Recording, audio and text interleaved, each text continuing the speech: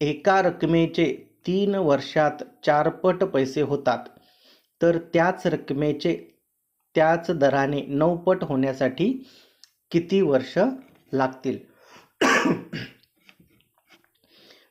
आता पहिल्यांदा काय दिले? 3 वर्षात किती पट होतात? 4 पट होतात. मग त्याचा व्याजदर काढायचा. व्याजदर बरोबर x वजा 1 भागिले t गुणुले 100.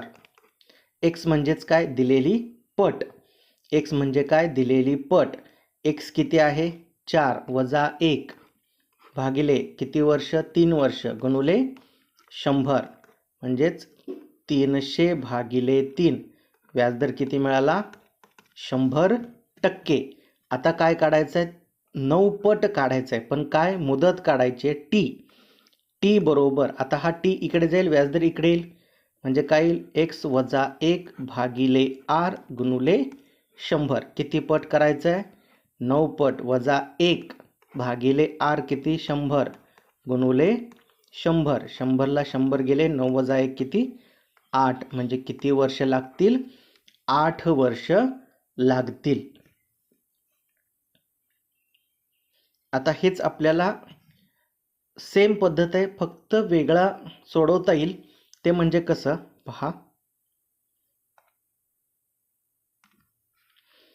काय करायचं? 4 पट, कोणतीही संख्या 4 पट होते म्हणजे ती किती टक्क्यांनी वाढते? 300% वाढते. एखादी संख्या 5 पट होते म्हणजे किती टक्क्याने वाढते? 400% वाढते. म्हणजेच 1 कमी करायचा आणि गुणुले 100 करायचा. 5 पट झाली म्हणजे किती टक्के झाले? 400%. समजा इथे 6 पट असतं, 6 पट म्हणजे किती टक्के झाले? 500%. आता एक रक्कम किती होते? 4 पट होते म्हणजे किती टक्क्यांनी वाढते? 300%ने वाढते. पण किती वर्षात? 3 वर्षात. म्हणजे व्याजदर किती आला? 100%. आता पुढे ती किती पट करायचे? 9 पट. 9 पट म्हणजेच किती टक्के वाढली? 800%ने वाढली. मग 800 भागिले हे 100 करायचं, कारण व्याजदर 100 आहे. 0ला 0 गेले, किती वर्ष? 8 वर्ष. असंही सोडवता येईल.